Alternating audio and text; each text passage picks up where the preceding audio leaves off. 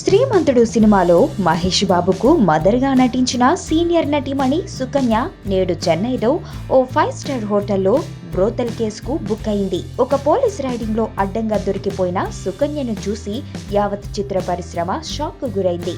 నిన్నటి తరం హీరోయిన్ అయిన సుకన్య సెకండ్ ఇన్నింగ్స్ లో మాత్రం క్యారెక్టర్ రోల్స్ కు ఫిక్స్ అయింది. అయితే ఈ మధ్య సరైన అవకాశాలు లేక విలాసవంతమైన జీవితం గడిపేందుకు డబ్బు అవసరం కావటంతో ఈ విధంగా దిగజారి వ్యభిచారానికి పూనుకుందని చెన్నై వర్గాల సమాచారం. ఇకపోతే సుకన్యను కావాలని ఇరికించారని కొంతమంది అంటున్నారు. ఏది ఏమైనా అసలే సినిమా పరిశ్రమపై ఉన్న చులకన భావం ఈ సంఘటనతో మరింత ఎక్కువైంది. టైం రెండు రకాలు, ఒకటి గుడ్ టైం, రెండు బ్యాడ్ టైం. అమ్ము నా ప్రాణం.